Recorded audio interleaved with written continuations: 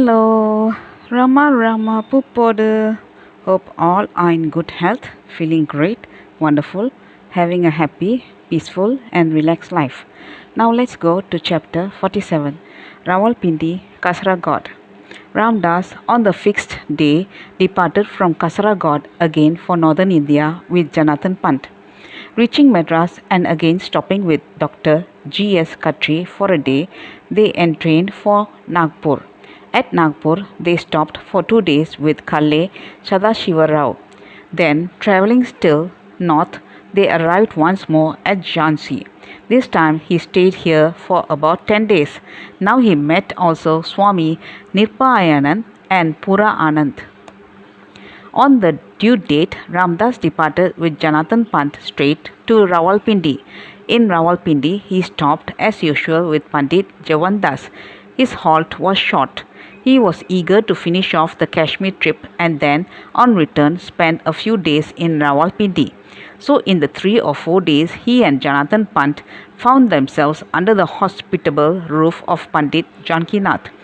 Jankinath and his family members were, as before, all love and kindness. Pandit Amarnath was also there at the time. His stay in Srinagar this time was only for 10 days. Here, a word about Janathan Pant would not be out of place. He expected that by keeping company with Ramdas, he would have a happy time of it, but his experience was quite the reverse.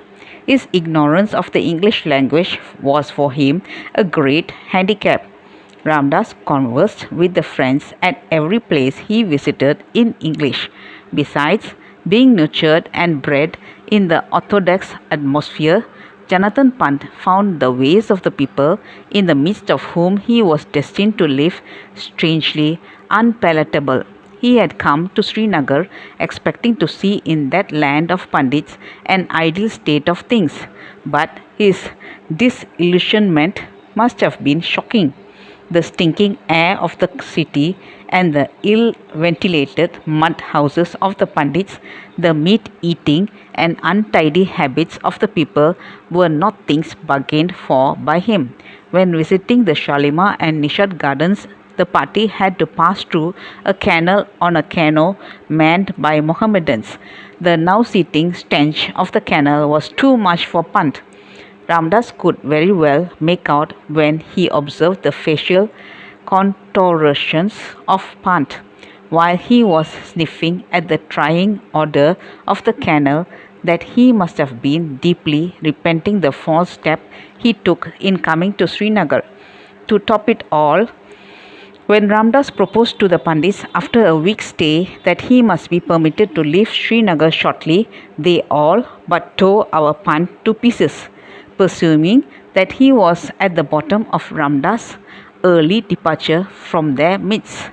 Before leaving the place, Ramdas and Pant stopped with Shambhunath for a few days. One night, Jankinath came here to see Ramdas. He took him out for a walk to a maiden close by. As they walked, Jankinath had a long talk with him. The gist of it was that Ramdas, by a mere wish, should bring him face to face with God. If self-surrender was the goal, he should see that Jankinath attained it by a mere blessing from him. In reply, Ramdas made him understand. Self-surrender is a task mainly resting upon the effects of the sadhaka or the devotee.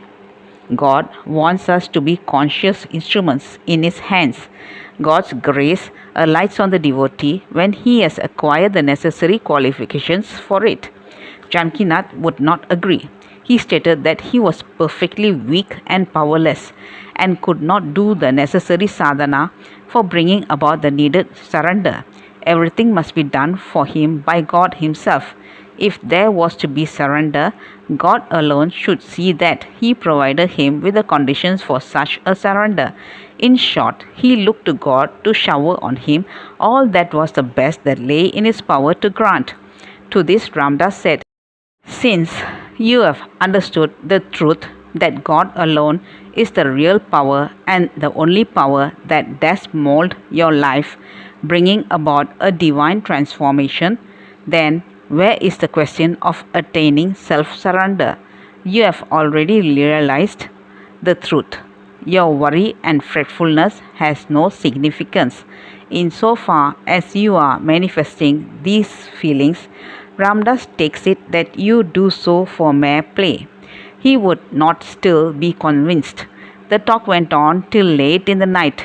It appeared, after all, that Jankinath meant by his talk nothing more than a loving pastime with him. When the appointed day arrived, Ramdas left the hills of Srinagar for the plains. Of course, he came down to Rawalpindi again. Here again he met Swami Anand Swarup, who dwelt in a solitary house removed from the city. Ramdas was paying visits every evening, and at his rooms, devotees of all sects would assemble to listen to Ramdas' talks. One day, a Sikh devotee who was greatly taken up with Ramdas, a daily visitor, read out a few verses from Guru Nanak's Sukhmani and explained the meaning to the assembled party.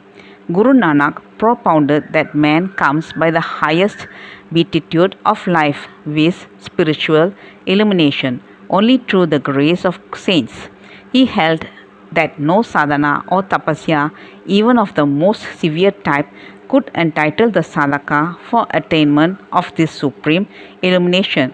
The saint chooses to throw the light of his grace on any man who comes in touch with him, and that instant the fortunate soul attains moksha. There is no such condition as fitness or otherwise of the aspirant to receive or not the saint's grace. He rightly contends that if divine grace depended upon the condition of the aspirant, it cannot be all powerful. Since it is all powerful, no qualification of any kind for an aspirant is necessary for the reception of the divine grace. He concludes that the absolute power of grace rests entirely with the saint. Whomsoever he chooses, he elevates, blesses, and liberates. This is the incontrovertible law of grace. Another time, at the request of some friends, he went for the darshan of a sannyasi residing in the house of one of them. A party consisting of Swami Anand Swarup, Javandas, and 2 or 3 more visited the house. The sannyasi was all humility and treated Ramdas with great kindness and love. Ramdas seated himself beside him, and the other friends also did the same. In the course of conversation, the saint, who appeared to have large number of disciples in Rawalpindi and other places, and whose practice of yoga was Raja Yoga of Patanjali, put to Ramdas the question, "What do you prescribe as the best method for control of mind?" Ramdas replied, so far as his experience goes, he can assert that the continuous repetition of the divine name can easily produce concentration of mind. Before I proceed to express my opinion on the solution you have offered, I will lay before you a bit of my own experience. The sannyasi continued, I have been for many years struggling hard to bring under subjection the restless activity of the mind. I have adopted the method of Ashtanga Yoga. I regulated my food according to the strict rules of Sattvic diet. For some months I lived all alone on the banks of the Ganges, far beyond Rishikesh. I worked on at the practice systematically throughout the period of my stay here. Even with all my strenuous endeavors, I found I could not attain any measure of concentration. I then felt so depressed and despaired of success and disgusted with life that I thought of committing suicide by jumping into the river. Somehow I resisted this impulse, and I am here with this question which sorely troubles me day and night. But I fail to see that the method prescribed by you can be of any avail. I do not believe in it. This is my candid and considered opinion. To this, Ramdas said, Swamiji, you seem to be quite arbitrary in rejecting a method which Ramdas holds forth as most conducive for attaining concentration without your giving a fair trial to it. Ramdas spoke to you about the power of the divine name, not for mere hearing, say, or taking the hint from books. You may depend upon it, he speaks upon this subject on the authority of his own experience. Since you desire to know, Ramdas gave out the solution of your problem. I have no faith in the path of bhakti, he replied. I did not believe in sentimental religion. I have no patience with those who say that devotion and taking up of Lord's name leads one to God realization. I have not found the path for myself, but I know bhakti is not the way.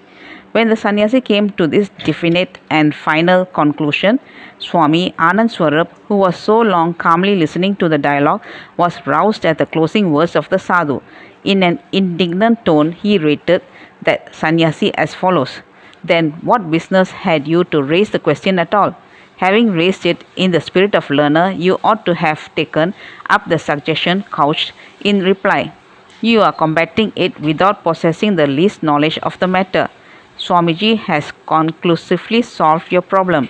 It is of course for you to accept it or not, but you should not have peremptorily condemned it. You are asked to give a trial to the method placed before you. However that be, it is clear from your own confession that you have hopefully failed in the path chosen by you. Still, the wonder is that you pose yourself as a guru and canvass a number of disciples. What are you going to teach them? Evidently, to drown themselves in the Ganges river? Why do you impose yourself upon harmless people and, living in their houses, feed upon them? You are strong enough to work for your food. Divest yourself of the misleading orchard robes that you have donned to fool the world. Be honest and remain true to yourself, and save thereby many a gullible soul from being led on a path which will take them nowhere. This is my advice to you. Follow it and be wise." The sannyasi whom Ramdas was watching when Swami Anand Swarup was talking to task had all the time his face lit up with a self-complacent smile. He was unruffled and cool as cucumber. Turning towards Swami Anand Swarup in a low, gentle and modulated voice, he spoke. "Swamiji, the irritable nature that you have exhibited does not become your grab.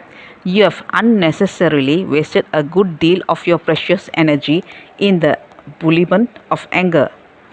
I am a humble soul and you are a great Mahatma. I am not sorry for myself, but I regret that I became an unintentional cause of the violence you did to yourself." After this, there was a lull, and the meeting having terminated, Ramdas stepped out of the house with the other friends. The sannyasi came out on the road to bid the party farewell, and Ramdas could not resist clasping him in a fond embrace at which Swami Anand Swarup must have been not a little surprised. That's all, folks. Let's see in the next chapter. Thank you. Bye bye. Rama Rama Pupoda.